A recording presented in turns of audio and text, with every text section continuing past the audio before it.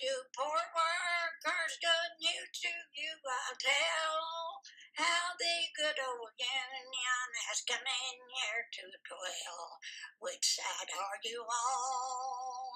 Which side are you on? We're starting our good battle, we know we're sure to win, because we've got the gun thugs are looking very thin. Which side are you on? Which side are you on?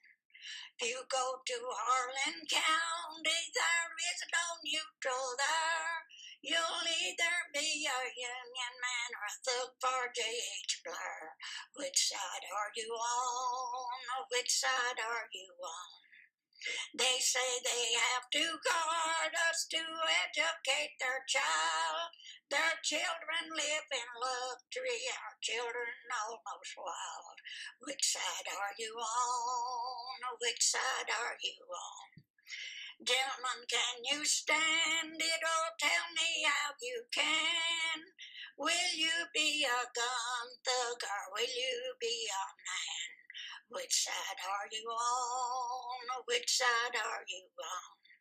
My daddy was a miner, raised down in the iron sun. He'll be with you, fellow workers, till every battle's won.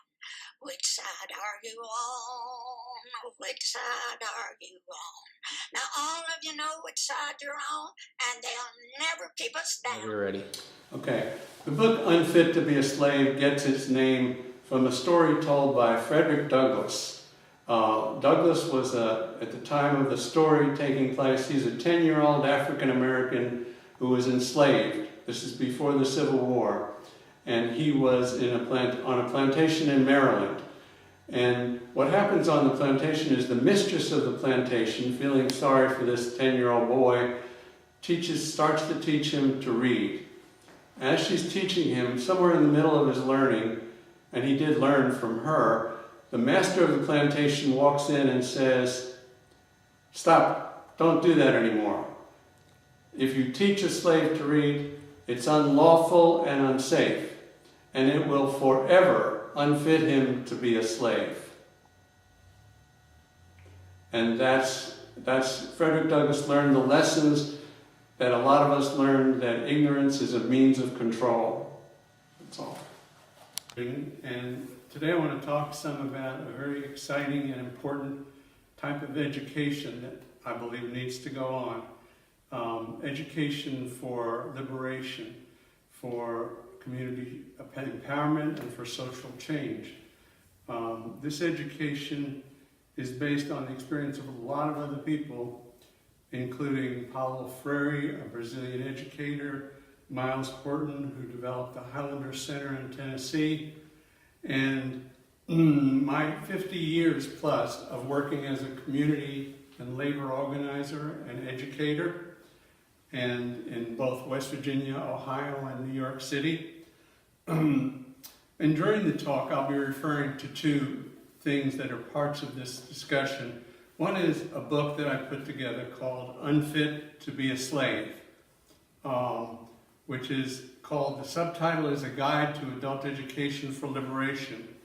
And it's about what we need to do in order to help people understand what's going on so they can more effectively fight for a better society.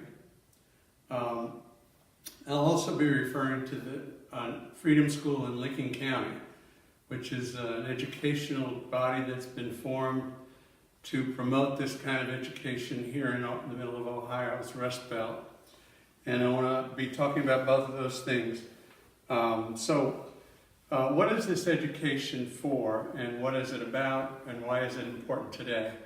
I think a lot of things are going on in the world around us, and they're generally things that people are very critical of.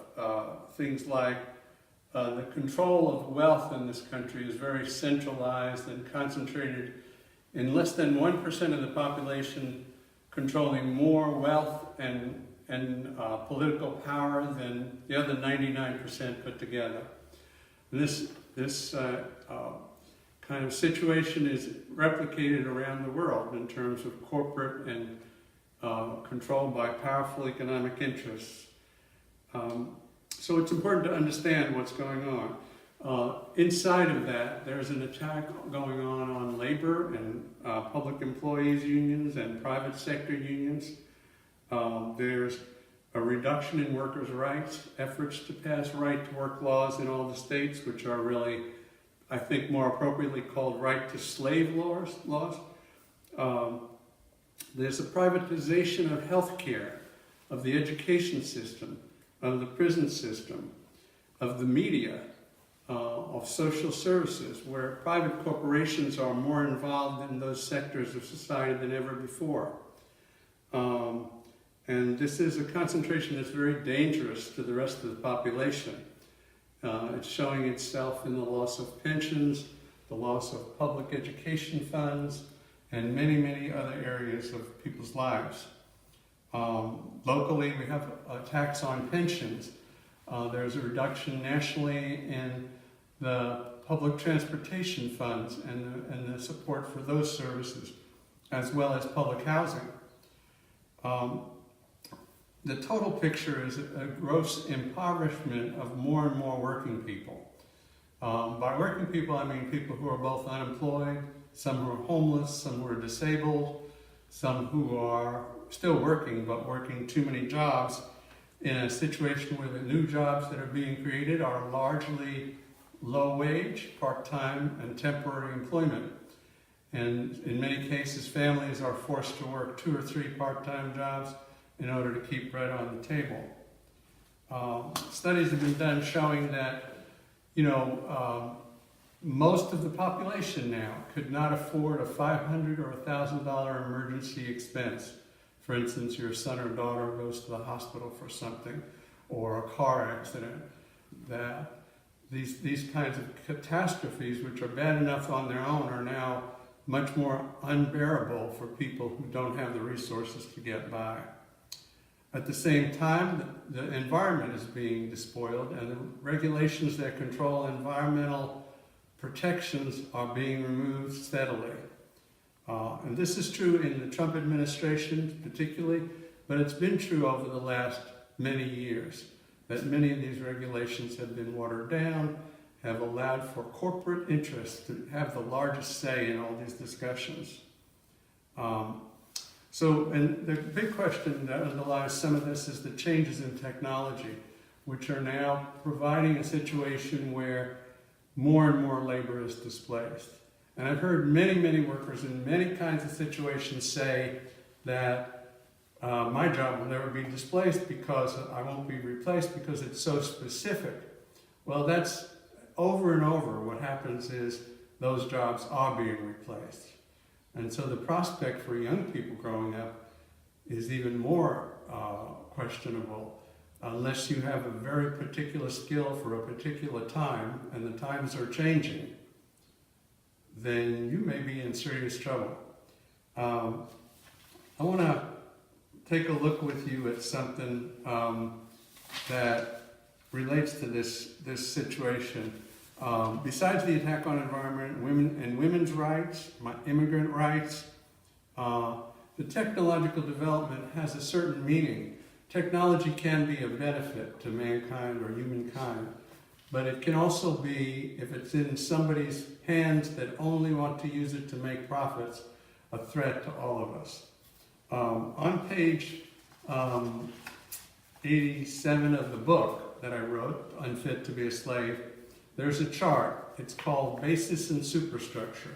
I don't know if you can get this or if people can see it. I just want to show it to you. But the chart basically says that the society that we live in has an economic base. That is, that there is a class of people, capitalists, who make money off of the sale of everybody else's labor. They own and control most of the means by which food and everything else is produced in this society. They have greater and greater concentration of wealth, as I was saying before. And on top of this base, which is the fact that most of us, including myself, have to work for a living or try to figure out how to work or how to survive without work, which is even more challenging. On top of this base is built a superstructure.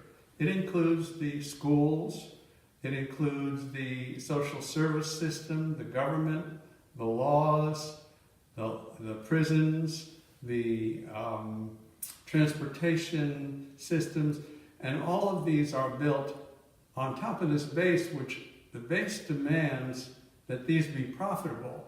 So all the public services that we dream should make a better life for our families are on the chopping block because they are not profitable. They are services that need to be rendered to keep people alive and keep their families well. And so these are this superstructure that's built on top of this base affects so much of our lives in many, many ways. Universities now live off of the grants of private corporations. They're not public institutions as much as they used to be. When I went to college, when I was younger, tuition was free. You know, both my wife and I went to college for free. Now, why shouldn't education be free? The reason is that we may be expendable and our education may be considered unnecessary. One part of this superstructure that's built is the whole set of ideas that keep people in their place. Okay, one part of that is that we are individuals and that we have nothing in common with each other. So if there's somebody homeless on the street, even if they were laid off from a job, I'm supposedly better than they are because I have a job and I'm working and making some income. But that separation only divides and conquers us. And this philosophy of individualism and consumerism emphasizes the whole system of keeping us in place by keeping us apart, by keeping us think we're so different. So men are different than women, citizens are different than immigrants, people with white skin are different than people with dark skin or black skin, young people are different than old people, and it keeps us from fighting and joining forces together. So this whole set of ideas is aimed at sort of imprisoning us. And people are breaking out of that in some ways. And they're breaking out because they're fighting back because conditions of life are not bearable. They're much more intolerable than they used to be. One of the factors that keeps us in place is what I call in chapter 3, it's called gatekeepers and social control. And it's a story there's a story here that it begins with about what we think is going on and what is really going on. So we think because somebody is homeless or because they need food, that they're somehow inferior to us, or we're encouraged to think that they're separate from us and we made it, so we must have something better than they did. When in fact, the expression "there but for fortune go you and I" fits very well here. This is a story about a man I met in West Virginia. Golden Jeffrey was 36 years old and unemployed when I met him in a small town community of Ramage, West Virginia. He was married and had 4 children and had worked all his adult life. At that time, in 1968, I was working with a group of unemployed fathers who wanted jobs and training. Arriving at his home, I explained the effort to get more job training programs for unemployed fathers in the county. He was very polite, but visibly irritated, and asked me to follow him into the next room. He showed me a room with walls covered with training certificates for everything from welder to home care aide to cable TV repairman. And he said, "What I need is a job. I don't need any more training programs and certificates."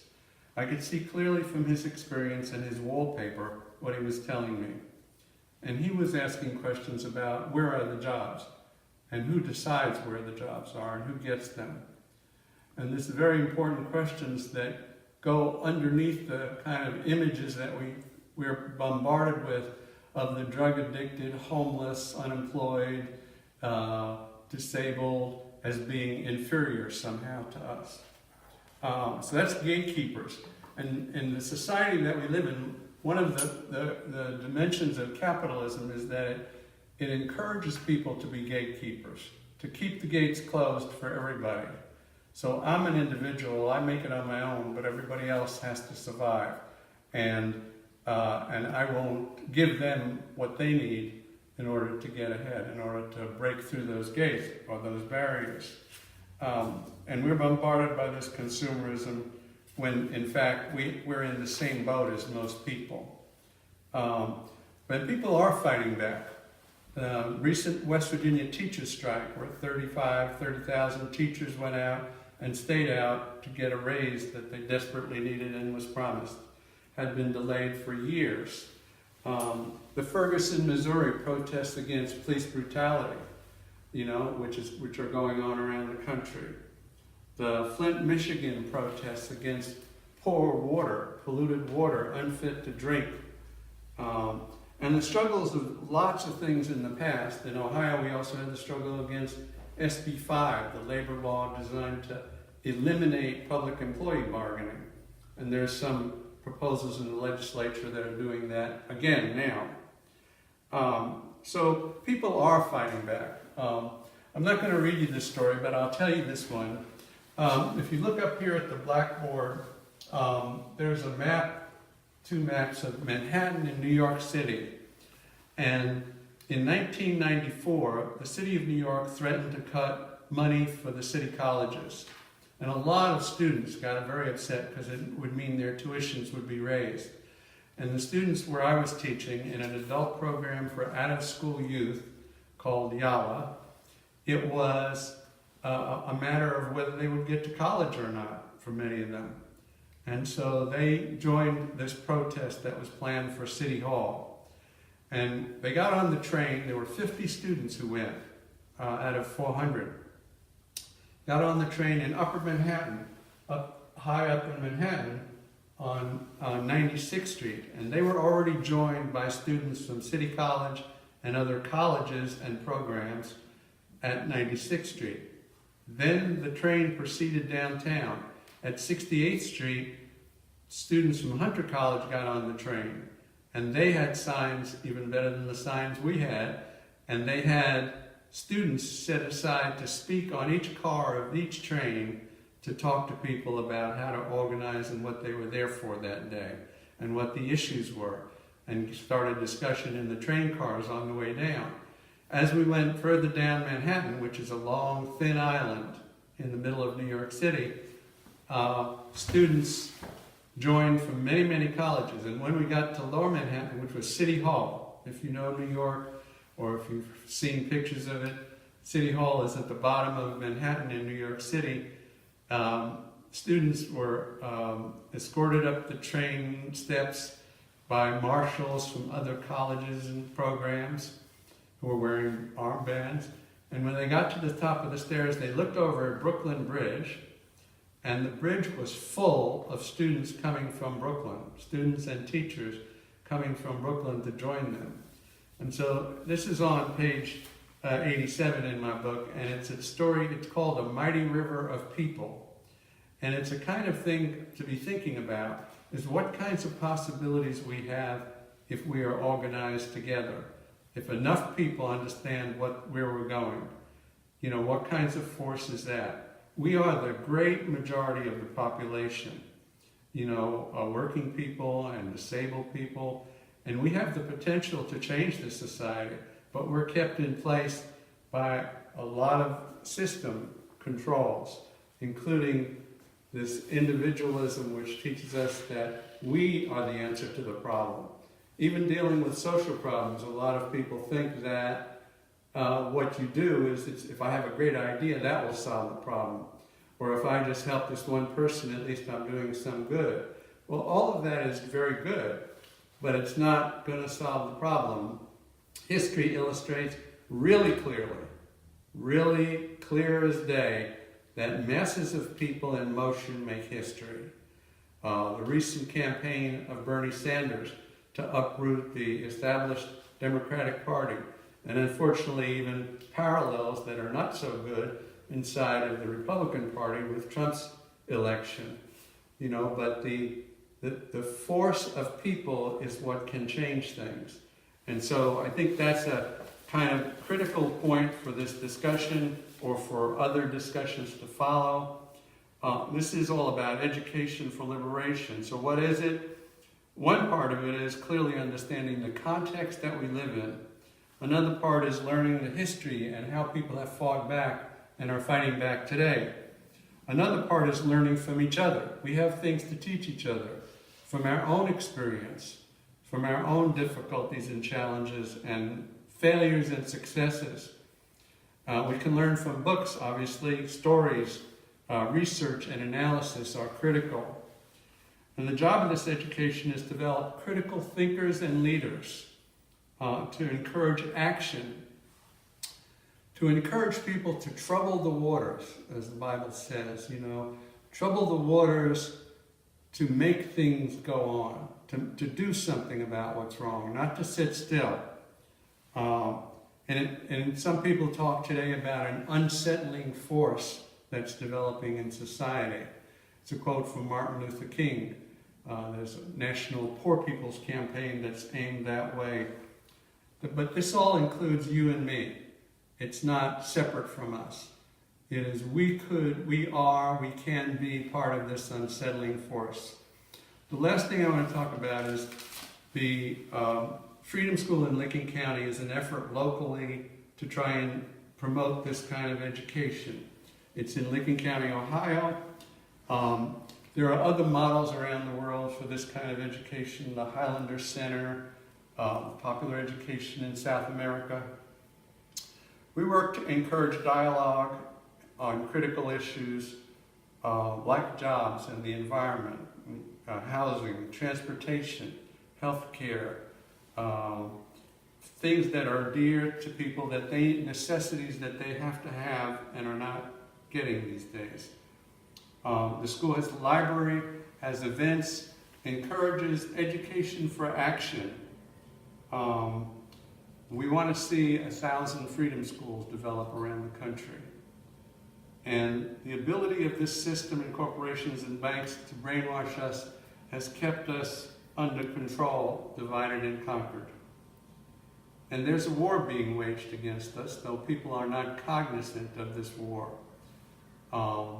It is a class war. It is a war of people who have the resources of society and people who don't.